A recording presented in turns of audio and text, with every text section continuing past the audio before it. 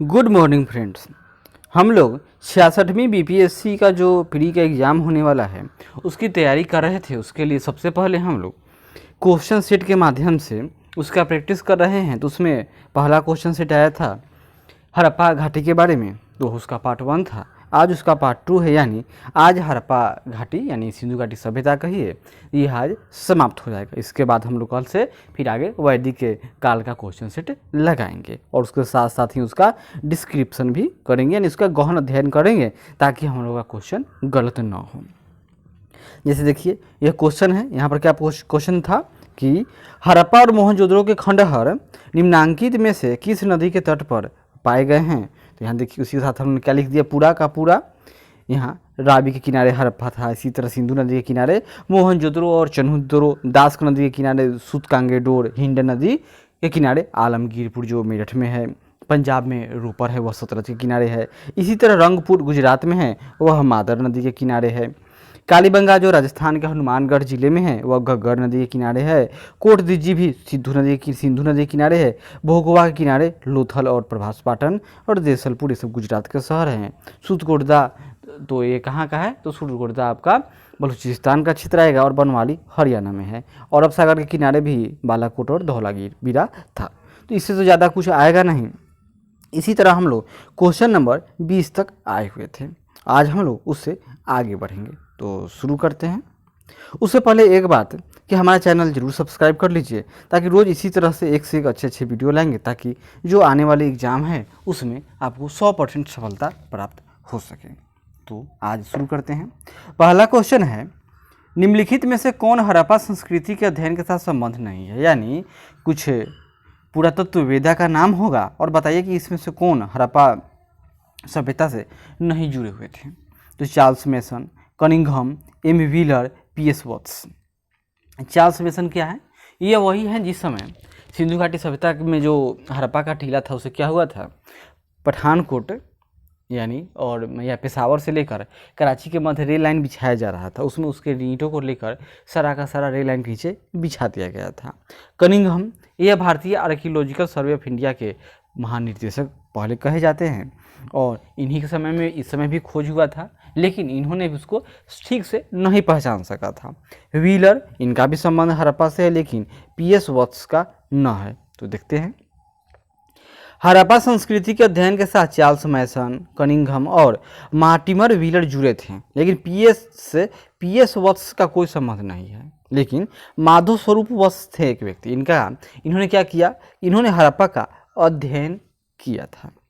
कालीबंगा किस प्रदेश में स्थित है, तो कालीबंगा राजस्थान में है, याद कर लीजिए। इसी तरह उत्तर प्रदेश में हिंडन के किनारे क्या जगह का नाम है, दैमाबाद में। सिंधु या सिंध में क्या है, मोंटगोमरी जिला यानी हड़प्पा सिंध में है। और गुजरात में लोथल गुजरात में है। यह आज़ादी के बाद जितने भी भारत में हड़प्पा के साइट खोजे गए सबसे अधिक गुजरात में ही है। धौलावीरा भी गुजरात में ही है। कालीबंगा हनुमानगढ़ जिले में घग्गर नदी के बाएं किनारे पर स्थित है। यह सिंधु सभ्यता का महत्वपूर्ण स्थल है और यहाँ से एक ही खेत में 2 फसलों के उगाने का साक्ष्य व भूकंप के प्राचीनतम साक्ष्य प्राप्त होते हैं। कहाँ से, तो हनुमानगढ़ यानी कि कालीबंगा से। आगे बढ़ते हैं। दूसरा क्वेश्चन देखिए, निम्न में से हड़प्पा सभ्यता के सर्वप्रथम खोजकर्ता कौन थे, बताइए।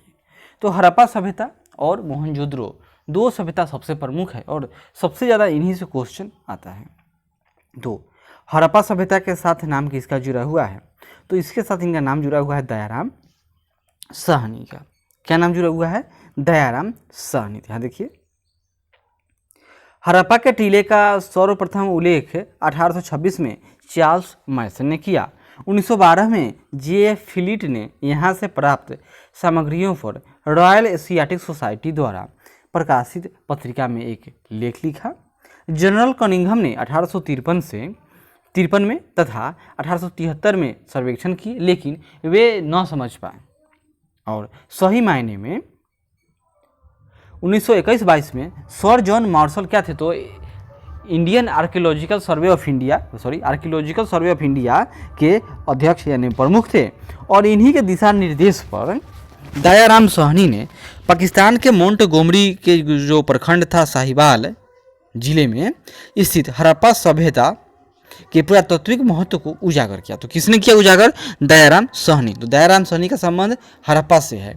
और इसी तरह राखलदास बनर्जी का संबंध किससे आता है? तो मोहनजोदड़ो से है। सिंधु घाटी सभ्यता का पतन नगर यानी फोर्ट कौन था? तो गेस कीजिए। पोर्ट सिंधु घाटी सभ्यता में लोथल पोर्ट सिटी था। क्या नाम था? लोथल, यह पोर्ट सिटी था। लोथल गुजरात के अहमदाबाद जिले में सरगल नामक ग्राम के समीप है स्थित है और यह अहमदाबाद से मात्र 80 किलोमीटर की दूरी पर स्थित है। और इसका खुदाई 1955 से 65 के मध्य एस.आर. राव के निर्देशन में हुआ था और यहाँ से 2 मील के घेरे में बसे हुए एक नगर के अवशेष प्राप्त हुआ है। और नदी है, नदी में गोदीबारा बना हुआ है, उसमें एक चबूतरा है, उस जो गोदीबारा है उसके चारों तरफ एक फोर्टिफाइड सिटी का निर्माण है, यानी दीवार के भीतर ही सब कुछ। और उस दीवार के साथ जो शहर, उससे सड़क की व्यवस्था है, उसमें मार्केट, बिल्डिंग, बहुत कुछ है। इसे अंदाज लगाया जा सकता है कि और जो नदी है, नदी में इस तरह का प्लेटफॉर्म बनाया हुआ है, यानी कि यहाँ पर नाव लग सके। यानी यह एक सुविकसित क्या था? तो पोर्ट था। कौन? तो लोथल। सिंधु घाटी सभ्यता में टेराकोटा में निम्न में से कौन सा पालतू जानवर विद्वान नहीं? यानी टेराकोटा मतलब क्या? मृण मूर्ति, यानी मिट्टी की मूर्ति। तो इसमें क्या क्या नहीं था? तो जो मूर्तियाँ बना हुआ है इसमें गाय का कहीं पिक्चर नहीं है, बैल का है लेकिन गाय का नहीं है, सांड का है, गाय का नहीं है। तो टेराकोटा में गाय की आकृति का कोई साक्ष्य मौजूद न है। हड़प्पा सभ्यता का सर्वाधिक मान्यता प्राप्त काल बताइए। हड़प्पा सभ्यता का जो अनुमान लगाया, लेकिन सर्वाधिक मान्यता प्राप्त अगर साक्ष्य है तो कार्बन C14 डेटिंग के आधार पर, तो इसके हिसाब से 2500 ईसा पूर्व से लेकर 1750 ईसा पूर्व को ही परफेक्ट माना गया है। हड़प्पा कालीन समाज किन वर्गों में विभक्त था? गेस कीजिए। क्या उस समय क्षत्रिय थे? बोलिए, न थे। तो जहाँ जहाँ क्षत्रिय हैं उनको काट दीजिए। तो आपका ए और सी कट गया। फिर आगे बढ़ते हैं। उस समय विद्वान थे, तो विद्वान किस में है? इसमें विद्वान है, यानी बी सही होगा। इसमें विद्वान, योद्धा, व्यापारिक और श्रमिक वर्ग था। सॉरी, उस समय योद्धा भी न था, यानी कौन सा वर्ग था? तो ब्राह्मण था, क्षत्रिय था, वैश्य था और शूद्र वर्ग था। इस पर डाउट है, डाउटफुल क्वेश्चन है। निम्न में से कौन से लक्षण सभ्यता के सही लोगों का सही चित्रण करता है? बताइए कि वहाँ के लोग का जो सही चित्रण करने के लिए कहा जाए तो क्या होगा? पहला, उनके विशाल महल और मंदिर होते थे। दूसरा, वे देवियों और देवताओं दोनों की पूजा करते थे। वे घोड़ों में युद्ध में घोड़ों द्वारा खींचे जाने वाले रथों का प्रयोग करते थे। अब कूट की सहायता से प्रयोग कीजिए। पहला यहाँ देखिए, घोड़ा और रथ तथा युद्ध, ये सब के सब तो आर्यों के साथ ही जुड़ता है, अतः तीसरा गलत हो गया। दूसरा देखिए, वे देवियों और देवताओं दोनों की पूजा करते थे, ये तो सही है, वीर मूर्तियाँ मिली हैं।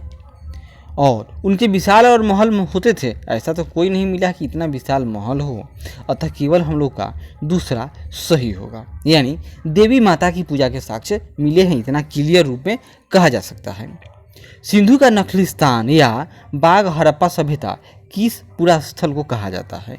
क्या कहा जाएगा? उसका नाम है मोहनजोदड़ो। मोहनजोदड़ो क्या है? सिंधु का नखलिस्तान या बाग या हड़प्पा है।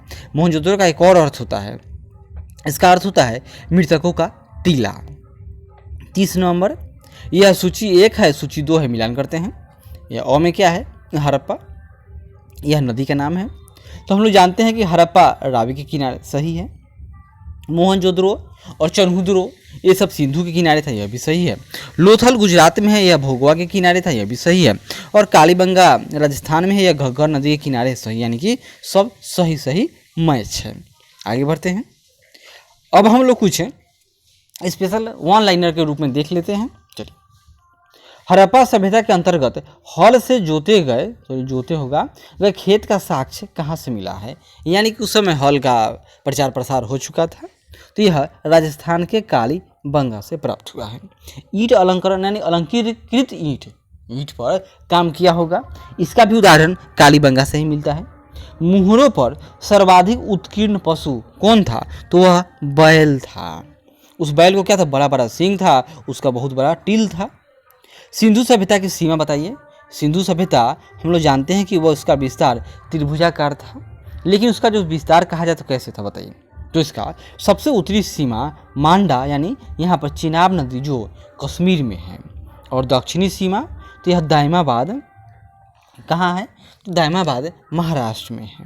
पूर्वी सीमा यहाँ पर आलमगीरपुर हिंडन नदी के किनारे मेरठ में स्थित था, और पश्चिमी सीमा यह बसूत कांगेडोर बलूचिस्तान अफगानिस्तान सीमा के पास तक विस्तृत था, और यह लगभग 13 लाख किलोमीटर एरिया पक्का में फैला हुआ विशाल साम्राज्य था। हड़प्पा में मिट्टी के बर्तनों का रंग कैसा था? तो सामान्यतः लाल रंग का इस्तेमाल किया गया है। कुओं के अवशेष यानी वेल मेंटेन्ड कुएं और नली मतलब नालियों और जो ड्रेनेज सिस्टम है उसका सबसे परफेक्ट अवशेष कहाँ से मिला है? तो मोहनजोदड़ो से। पिगट ने क्या कहा था कि मोहनजोदड़ो और हड़प्पा दोनों ट्विंस राजधानियाँ थी। किसकी? तो सिंधु घाटी सभ्यता की। रंगपुर हड़प्पा कालीन सभ्यता था। ये हड़प्पा कालीन सभ्यता रंगपुर था, लेकिन ये कहाँ था बताइए? यह सौराष्ट्र गुजरात में था, जो काठियावाड़ प्रायद्वीप है यानी जहाँ गिर के वन है उसी क्षेत्र की बात हो रही है। समुद्र तट पर स्थित शहर तो सूरकोटदा, लोथल, बालाकोट ये सब समुद्र तट पर स्थित शहर थे, जिसमें लोथल गुजरात में है, सूरकोटदा बलूचिस्तान और बालाकोट भी तो पाकिस्तान में ही है। लोथल क्या था? पोर्ट सिटी था। कालीबंगा से जुता हुआ खेत मिला। धौलावीर यह हड़प्पाई लिपि यहाँ पर हड़प्पाई लिपि के बड़े आकार के 10 चिन्ह वाला एक शिला लेख मिला है। और धौलावीर क्या है? तो यह खदिया बेट स्थित यानी गुजरात में यह अरब सागर के पास यह एक द्वीप पर बसा हुआ शहर था, और यहाँ का ड्रेनेज सिस्टम सबसे अच्छा माना जाता है। बनवाली तो पक्की मिट्टी की बनी हुई हल्की प्रतिकृति मिली है। कहाँ से? बनवाली। बनवाली कहाँ से है? बनवाली, राखीगढ़ी ये सब हरियाणा में है। तांबे का रथ यह एक दाइमाबाद से प्राप्त हुआ है। तांबे का रथ है। हड़प्पावासी के द्वारा आयात होने वाले कुछ प्रमुख वस्तु जैसे कि तांबा कहाँ से लाते थे? राजस्थान में आज भी खेतरी में तांबा निकलता है। टीन अफगानिस्तान से मंगाते थे। सोना मैसूर और अफगानिस्तान से मंगाते थे। जमुनिया यह जो उस समय के लोग भी बहुत फैशन के शौकीन रहे थे, इसका ये सबूत है क्योंकि वे लोग पक्का जवाहरात का इस्तेमाल करते थे, तभी तो जमुनिया मंगाते थे। जमुनिया महाराष्ट्र से आता था। हरित मणि यह भी ईरान से मंगाया जाता था। नीलमणि यह महाराष्ट्र से, और गोमेद नमक पत्थर तो यह सौराष्ट्र से आता था। लाजवर्द यह बदस्खा यानी मध्य एशिया, अफगानिस्तान और मेसोपोटामिया यानी इराक से लाते थे। और अफगानिस्तान के 2 स्थल नाम बताइए? तो अफगानिस्तान का जो 2 स्थल, एक का नाम था सोरतु गोई और मुंदीकाक। तो मुंदीकाक तो एक यह स्थल था, लेकिन जो सोरतु गोई था इसमें नहरों के प्रमाण के प्रयोग मतलब साक्ष्य मिले, यानी कि वहाँ पर नहर बनाया गया था। पशुपति शिव मुहर में किन किन जानवरों का आंकलन है? वहाँ पर एक बीच में साधु बाबा बैठे हुए हैं, उनको 2 इस तरह का मुकुट पहने हुए सींग लगता है, और उनका बड़ा बड़ा दाढ़ी है, और उनके चारों तरफ कुछ जीव जंतु बैठे हुए हैं, जैसे उसमें हाथी, गेंडा, चीता, भैंसा, हिरन और बाघ आदि जीव जंतु उनको चारों बगल से घेर कर बैठे हुए हैं। पुजारी की प्रस्तर मूर्ति कहाँ से मिला है? ये पुजारी बाबा थे जो साल ओढ़े हुए हैं, और उनका दाढ़ी लगता है जिसे फ्रेंच कट स्टाइल में हो, बहुत वेल मेंटेन दाढ़ी था। यह हड़प्पा से प्राप्त हुआ है। एक ईंट है, उस पर बिल्ली का पीछा करते हुए कुत्ते के पंजे का निशान बनाया गया है। वह कहाँ से प्राप्त हुआ है? तो वह चनहुदरो से प्राप्त हुआ है। यह इंडस्ट्रियल एरिया था हड़प्पा घाटी का। पंचतंत्र की कहानी थी, जिसमें लोमड़ी की कहानी है। एक चालाक लोमड़ी पेड़ के नीचे खड़ा है और ऊपर बकुला चोंच में दबाए एक मछली को लिए हुए। लगता है जैसे कि पंचतंत्र की कहानी इसी से का उदाहरण लेकर बनाया गया हो। तो इसमें क्या है? यानी एक भांड पर चालाक लोमड़ी की कथा अंकित है। यानी भांड मतलब क्या है? यह सो क्या कहेंगे हम लोग? भांड मतलब बर्तन कहिए, बहुत बड़ा पॉट कहिए। तो यह कहाँ से मिला? तो यह लोथल से मिला है। उस समय के प्रमुख फसल तो गेहूं और जौ का इस्तेमाल खाद्यान्न यानी खाने के लिए करते थे। इसके अतिरिक्त खजूर, तरबूज, मटर, राई, सरसों और तिल जैसी फसलों का भी ज्ञान था। दर्पण यानी आईने का भी एक साक्ष्य मिला है जो हड़प्पा से मिला है। और भी कुछ छूटा हो तो फिर बाद में हम लोग कभी रिवीजन करेंगे तो देख लेंगे। आशा करते हैं कि यह हड़प्पा से संबंधित संपूर्ण फैक्ट हमने लगभग 2 वीडियो में बता दिया। इसके बाद हम लोग नए चैप्टर पे आते हैं। तब तक धन्यवाद। आशा करते हैं कि यह प्रयास अच्छा लगे तो ज़रूर लाइक करें, शेयर करें, कमेंट करें और सब्सक्राइब करें। Bye bye.